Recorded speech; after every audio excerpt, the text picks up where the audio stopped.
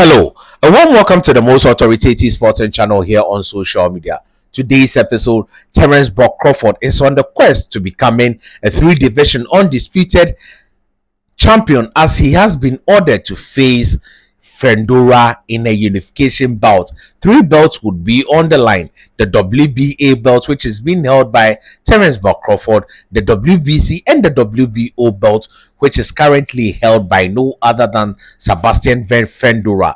This is a very interesting matchup as the collision of styles will bring out the best in both fighters, and we would like to see how both fighters will turn out for the night.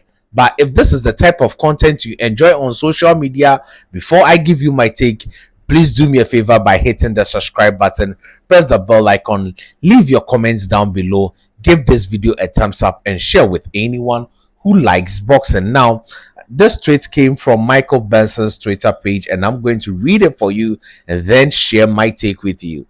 The WBO have now ordered Sebastian Fundora to defend his WBC and WBO super welterweight world titles in a unification versus Terence Crawford next. Crawford has the WBA super welterweight title and the WBO interim belt. 30 days to agree a deal, then pairs bid. So that is quite instructive and straightforward, and I think that Terence Crawford and his team are the one pushing for this fight, because that was the initial fight Terence Crawford was pushing before he got into the ring with Madrimov, who gave him the WBA World title opportunity where he emerged victorious. Now he is a champion. A unification with Sebastian Fundora would give him an opportunity to collect 3 belts, which he would be left with the IBF belt to attain a 3-division undisputed status. And the fight is quite a winnable fight, but it's quite a tricky one for him. Any tactical mistake on the part of Terence Crawford, Fundora will take his all from him.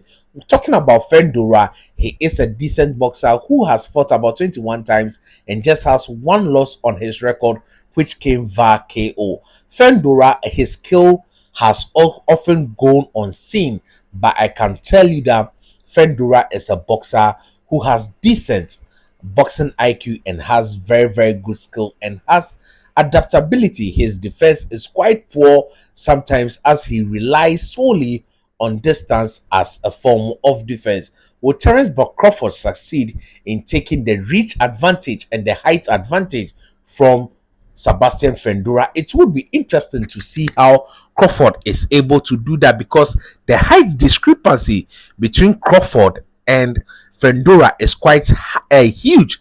Fundora stands at 6'5", whilst Terence Crawford stands at 6'9", and the height discrepancy is in favor of Sebastian Fundora, who is also used in boxing smaller men, whilst Terence Crawford has not taken on such a challenge in the person of the Inferno Tower.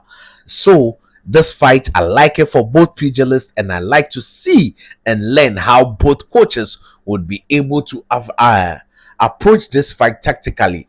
Fundora has also not faced an ambidextrous boxer like Terence Crawford. How would he be adjusting to Terence Crawford's switches? And he has also not faced a southpaw of Terence Crawford's stature, and he also being a southpaw, how would he react facing his fellow southpaw? So there are several questions that this fight would answer, and a lot of boxing coaches would have a lot to learn in this particular fight, and the fight would be quite tactical, and it might end up taking its shape in the second half of the fight, as both boxers would be quite careful in the first 4 rounds of this particular fight. But I am interested in seeing the outcome of this fight, and it's been a unification bout. I think that is even a bonus.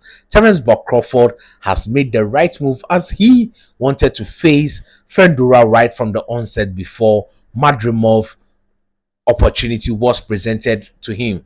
And that leaves me with a question: what happened then to Errol Spence, who was scheduled to fight Fundora later this year, but was pushed to early next year. That means that Errol the True Spence Jr. will not be getting that opportunity. Would that warrant a rematch with Terence Crawford if he emerges victorious, or will the PBC still push for Errol Spence to face Sebastian Fundora if he also emerges victorious? With France Errol Spence being out of the ring for so long, I don't think it would be healthy for him to go into a world title fight with a boxer like Sebastian Fundora. That is if Sebastian emerges victorious against Terence Crawford. I would love to see this particular fight by the end of the year or early next year. So let's see what happens in negotiation, as I know and believe that both teams would be able to come to a reasonable conclusion and not allowing this fight to go to a purse bid and just leave it in the open for everyone.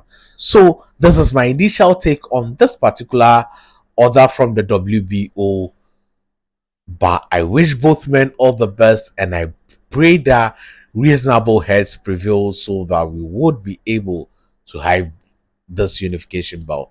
Thank you for watching. Subscribe, like, press the bell icon, leave your comment down below, and remember, your greatness has no limits. So go out there and conquer the world.